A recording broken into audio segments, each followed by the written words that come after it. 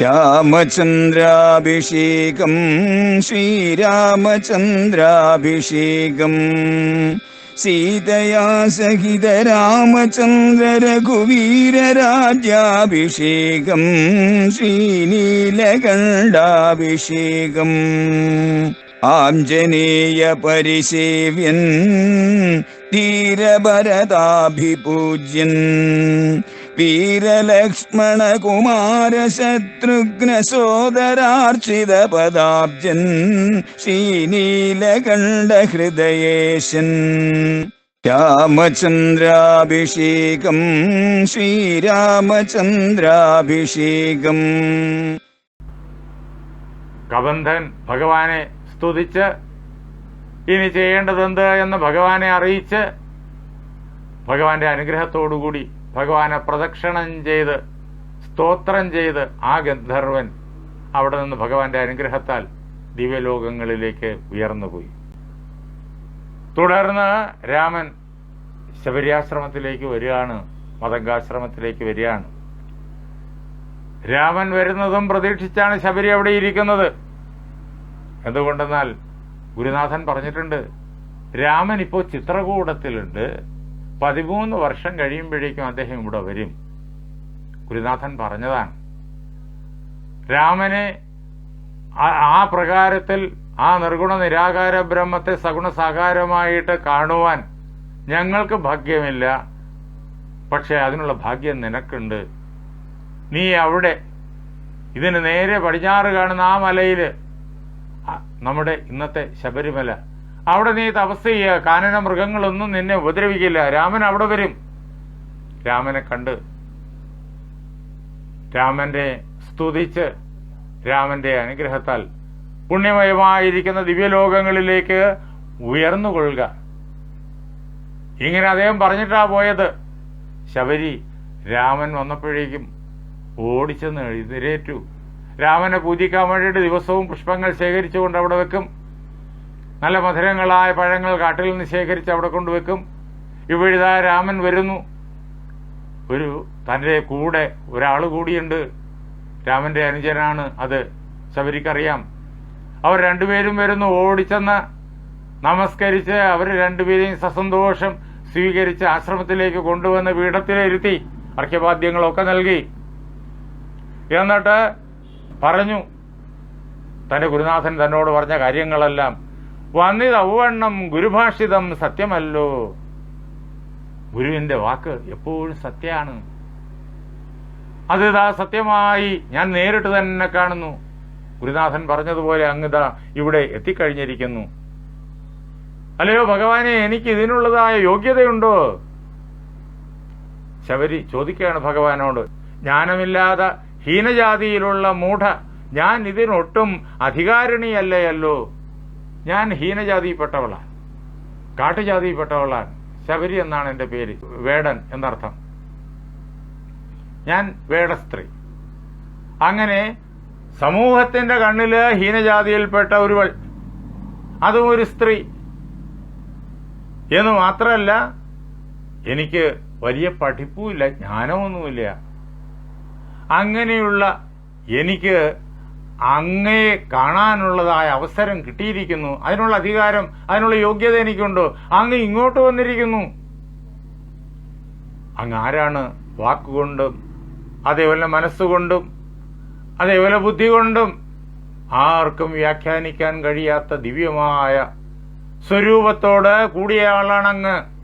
അങ്ങനെയുള്ളതായ ഭവദ്രൂപത്തെ, വാങ്മനോ വിഷയമല്ലാതൊരു ഭവദ്രൂപം, വാക്കിനും മനസ്സിനും അതേപോലെ ബുദ്ധിക്കും ഒന്നും വിഷയമാകാത്ത, അതുകൊണ്ടൊന്നും വർണ്ണിക്കാനാകാത്ത, അതിനൊന്നിനും പിടിതരാത്തതായ അങ്ങയുടെ ദിവ്യമായിരിക്കുന്ന ഈ രൂപം കാണാനും അവകാശം വന്നത് മഹാഭാഗ്യം. എനിക്ക് കാണാൻ അവസരമുണ്ടായി. അങ്ങയുടെ അനുഗ്രഹത്താൽ അത് വലിയ ഭാഗ്യമാണ്.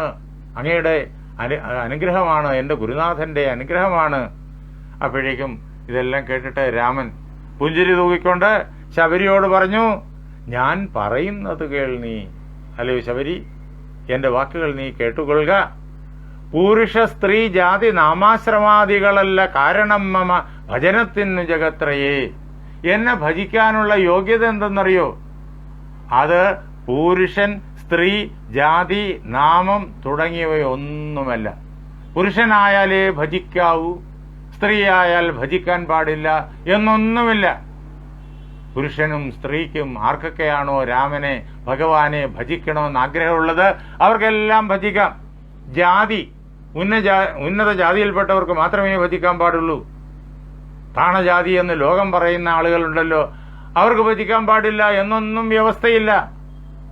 ആർക്ക് വേണമെങ്കിലും, നല്ല മനസ്സുള്ള ആർക്ക് വേണമെങ്കിലും എന്നെ ഭജിക്കാം. ജാതി ഒരിക്കലും ഭക്തിക്ക്, ഭജനത്തിന്, അതേപോലെ വേദാന്ത ശാസ്ത്ര അധ്യയനത്തിന് തടസ്സമേ അല്ല.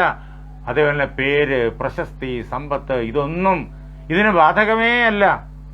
ഭക്തിയൊന്നൊഴിഞ്ഞ് മറ്റില്ല കാരണമേതും എന്നെ ഭജിക്കാനുള്ള ഏറ്റവും ശക്തമായിരിക്കുന്ന യോഗ്യത എന്നുള്ളത് അത് തെളിഞ്ഞ മനസ്സിൽ നിറയുന്ന ഭക്തിയാണ്. അത് മാത്രമേ ഉള്ളൂ.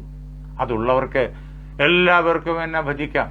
ഇവിടെ നാം രാമന്റെ ഈ വാക്യം പ്രത്യേകം ശ്രദ്ധിക്കണം. ശബരിയെ വന്ന് കണ്ട രാമന്റെ ആ പ്രവൃത്തിയെ നാം ശ്രദ്ധിക്കണം.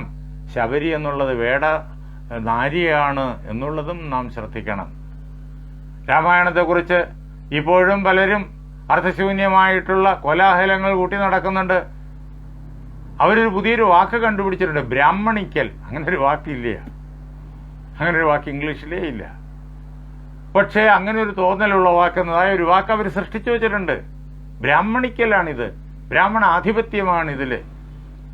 സാധാരണ ജനങ്ങൾക്കെല്ലാം അവകാശങ്ങൾ നിഷേധിക്കുന്നതാണിത്. ആണോ? ശ്രദ്ധിച്ചുകൊള്ളൂ.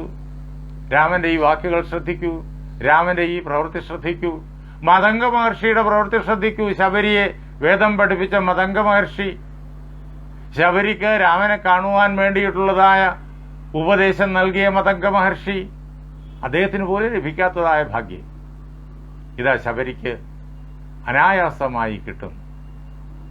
ഇത് ഒരു ബ്രാഹ്മണിക്കലും അല്ല. ഇതിനകത്ത് ജാതിയില്ല, രാമായണത്തിൽ ജാതിയില്ല. ഭാരതീയ സംസ്കൃതിയുടെ ഉദാത്തമായിരിക്കുന്ന സത്യനിഷ്ഠമായിരിക്കുന്ന തത്വങ്ങളെ നമ്മുടെ മുന്നിൽ സജീവമായി അവതരിപ്പിക്കുന്ന മഹാഗ്രന്ഥമാണ് രാമായണം. അതേപോലെ ഭാരതവും ഭാഗവതവും എല്ലാം ഇതേ പ്രകാരത്തിലുള്ളതാണ്. എല്ലാവരും തുല്യരാണ്. എല്ലാവർക്കും തെളിഞ്ഞ മനസ്സോടുകൂടിയിട്ട് ഭഗവാനെ ഉപാസിക്കുവാനുള്ള അവകാശമുണ്ട്, അവസരമുണ്ട്. അതിനെ ആദരിക്കുന്ന വ്യവസ്ഥയാണ് ഭാരതത്തിൽ ഉണ്ടായിരുന്നത്, ഇപ്പോഴും ഉള്ളത്. എല്ലാവരുടെയും തുല്യതയെ സംരക്ഷിക്കുന്ന, തുല്യ അവകാശങ്ങളെ സംരക്ഷിക്കുന്ന വ്യവസ്ഥയാണ് ഭാരതത്തിന്റെ മുഖമുദ്ര എന്ന് നാം അറിഞ്ഞുകൊള്ളണം. അങ്ങനെ രാമായണത്തിന് എതിരെ കോലാഹലങ്ങൾ കൂട്ടുന്ന ആളുകളോട് ഈ ശബരിയാശ്രമ പ്രവേശ ഘട്ടം വായിച്ചു നോക്കാൻ പറയണം. ആരാണ് ശബരി? രാമൻ ശബരിയോട് എന്താ പറഞ്ഞത്? എങ്ങനെയാ ശബരിയോട് പെരുമാറിയത്? എങ്ങനെയാ മതങ്കൻ ശബരിയെ വേദം പഠിപ്പിച്ചത് എന്ന് അവരോട് ചോദിക്കണം. അപ്പോഴേക്കും അവര് ഉടൻ തന്നെ നിശബ്ദരായിക്കൊള്ളും. അങ്ങനെ സത്യത്തെ ലോകത്തിന്റെ മുന്നിൽ തുറന്നു കാട്ടാനുള്ള അഹിംസാത്മകമായ പരിശ്രമം ഭാരതീയതയെ ബഹുമാനിക്കുന്ന, ആദരിക്കുന്ന എല്ലാവരുടെയും ഹൃദയത്തിൽ ഉണ്ടാകണം എന്ന് രാമായണം നമ്മെ പഠിപ്പിക്കുന്നു. എന്നിട്ട് ഭക്തിയുടെ ആ മഹനീയമായ തത്വങ്ങൾ, നവവിധ ഭക്തി രാമൻ പറഞ്ഞു കേൾപ്പിക്കുകയാണ് ശബരിക്ക്. മുഖ്യസാധനമല്ലോ സജ്ജനസംഘം. സജ്ജനങ്ങളുമായിട്ട് പരിചയപ്പെടുക, അവരോടൊപ്പം പ്രവർത്തിക്കുക, അതാണ് ഭക്തി വളരാനുള്ള ആദ്യത്തെ ഉപകരണം.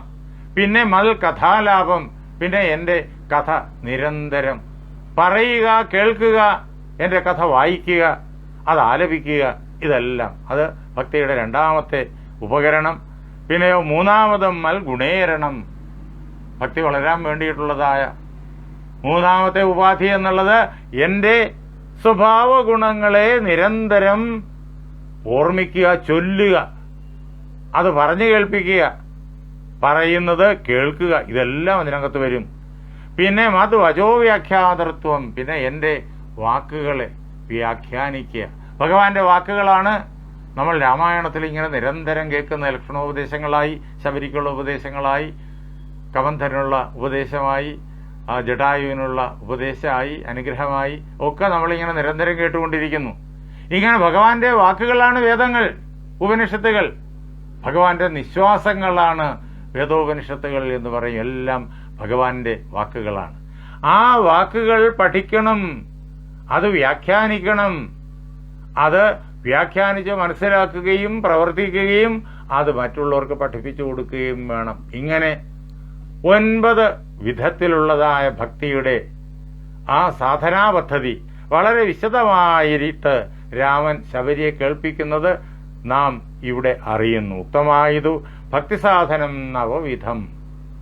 ഞാനിതാ 9 വിധത്തിലുള്ള ഭക്തിയുടെ ഉപകരണങ്ങളെ പറഞ്ഞു കേൾപ്പിച്ചിരിക്കുന്നു. അതെല്ലാം ഇവിടെ വിശദമായിട്ട് വ്യാഖ്യാനിക്കാൻ നിൽക്കാത്തതാണ് സമയത്തിന്റെ ചുരുക്കം മൂലം. അല്ലയോ ശബരി, ആരുടെ ഹൃദയത്തിലാണോ ഈ പ്രകാരത്തിൽ ഉള്ളതായ പരിശ്രമം ചെയ്യുവാനുള്ള ആഗ്രഹം ഉണ്ടാകുന്നത്, അവരാര് തന്നെ ആയിക്കൊള്ളട്ടെ, മൃഗങ്ങളുടെ കൂട്ടത്തിൽ പിറന്ന ജീവികളായാലും നാരികൾക്കായാലും പുരുഷനെന്നായാലും, അവർ സ്ത്രീകളായാലും ശരി പുരുഷനായാലും ശരി, അവർക്ക് പ്രേമലക്ഷണമായിരിക്കുന്ന ഭക്തി സംഭവിക്കും. അങ്ങനെ ഭക്തി സംഭവിക്കുന്ന അവസരത്തില് അല്ലയോ ആമലോചനെ മമ ത്വാനുഭൂതിയുണ്ടാം. ഭക്തി ഉണ്ടാകുമ്പോഴേക്കും എന്റെ തത്വം അവർക്ക് പ്രകാശിച്ചു കിട്ടും, ജ്ഞാനോദയമുണ്ടാകും. അങ്ങനെ വരുമ്പോഴേക്കും അവർക്ക് ബ്രഹ്മ സാക്ഷാത്കാരമുണ്ടാകും. ഇങ്ങനെ ഭക്തിയുടേതായ മാർഗം, അതിൽ കൂടി ജ്ഞാനത്തിലും ബ്രഹ്മ സാക്ഷാത്കാരത്തിൽ എത്തിച്ചേരുന്നതായ മാർഗം രാമൻ ശബരിയെ കേൾപ്പിക്കുന്നത് നമ്മളുടെ ആരണ്യകാണ്ഡത്തിന്റെ അവസാന ഭാഗത്ത് കേൾക്കുകയാണ്. എന്നിട്ട് ഭഗവാൻ ശബരിയോട് പറയുന്നു, ജാനകീ മാർഗം അറിഞ്ഞിടിൽ നീ പറയണം. ശബരിയോട് പറയുക. ശബരി പറഞ്ഞു, എല്ലാം അറിയുന്നവനാണങ്ങ്, അങ്ങയ്ക്ക് അജ്ഞാതമായിട്ട് യാതൊന്നും തന്നെയില്ല. എങ്കിലും അങ്ങയുടെ ലീല എന്നുള്ള നിലയിൽ അങ്ങ് ഇങ്ങനെ എന്നോട് ചോദിച്ചു, അതുകൊണ്ട് മാത്രം അങ്ങയ്ക്ക് അറിയാത്തതല്ല ഈ കാര്യം ഞാൻ കേൾപ്പിക്കാം. ഖേദിച്ചു ലങ്കാപുരം തന്നിൽ വാഴുന്നു നൂനം.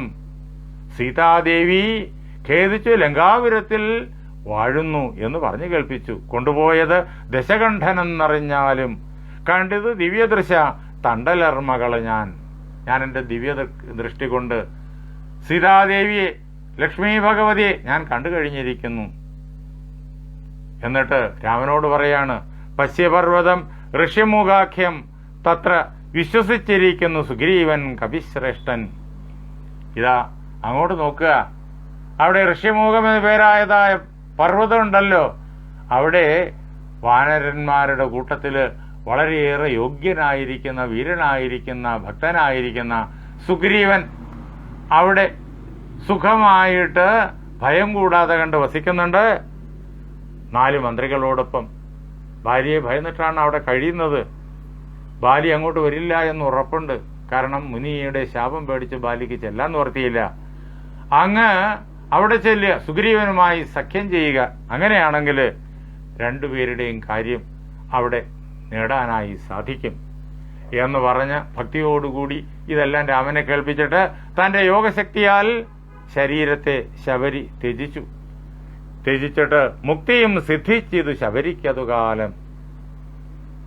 ഇങ്ങനെ ആ പവിത്രമായിരിക്കുന്ന കഥ സാക്ഷാൽ മഹാദേവൻ ഉമാഭഗവതിയെ കേൾപ്പിക്കുന്നതാണ് നാം ഇങ്ങനെ കിളിമകളുടെ പാട്ടിലൂടി കേട്ടുകൊണ്ടിരിക്കുന്ന. ഇത്തമീശ്വരൻ പരമേശ്വരിയോട് രാമഭദ്രവൃത്താന്തം അരുൾ ചെയ്തത് കേട്ട നേരം ഭക്തി കൊണ്ടേറ്റം പരവശയായി ശ്രീരാമങ്കൽ ചിത്തവുമുറപ്പിച്ച് ലയിച്ചു രുദ്രാണിയും പൈങ്കിളിപ്പൈതൽദാനും പരമാനന്ദം പൂണ്ട് ശങ്കര ജയിച്ചരുൾ എന്നിരുന്നരുളിനാൾ.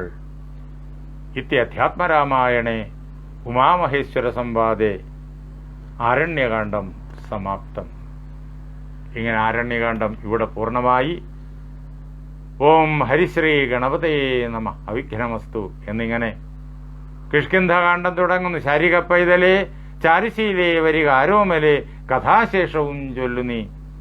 ചൊല്ലുവനെങ്കിൽ അനങ്കാരി ശങ്കരൻ വല്ലഭയോട് അരുൾ ചെയ്ത പ്രകാരങ്ങൾ കല്യാണശീലൻ ദശരഥസൂനു കൗസല്യാതനയൻ അവരജൻ തന്നോടും പമ്പാസരസ്തടം ലോകമനോഹരം സംപ്രാപ്യ വിസ്മയം പൂണ്ടരുളിയിടിനാൻ എന്നിങ്ങനെ കിഷ്കിന്ധാകാന്ഡം അവിടെ കിളിമകൾ പാടിത്തുടങ്ങുകയും ചെയ്യുന്നു. അത് നമുക്ക് നാളെ 8:30 ഇങ്ങനെ ഒരുമിച്ച് കൂടിയിട്ട് ചർച്ച ചെയ്യാം. അതിന് ശ്രീരാമചന്ദ്ര മഹാപ്രഭു നമ്മെ അനുഗ്രഹിക്കട്ടെ. ജഗദ്ഗുരു സ്വാമി സത്യാനന്ദ സരസ്വതി തൃപ്പാദങ്ങൾ നമ്മെ അനുഗ്രഹിക്കട്ടെ. നമ്മുടെ ഗുരുക്കന്മാർ നമ്മെ അനുഗ്രഹിക്കട്ടെ.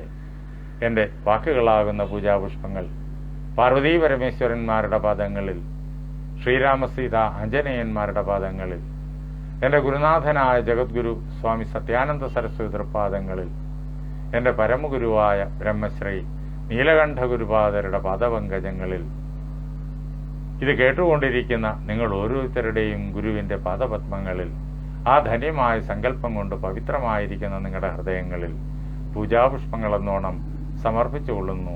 ജയ് സീതാറാം.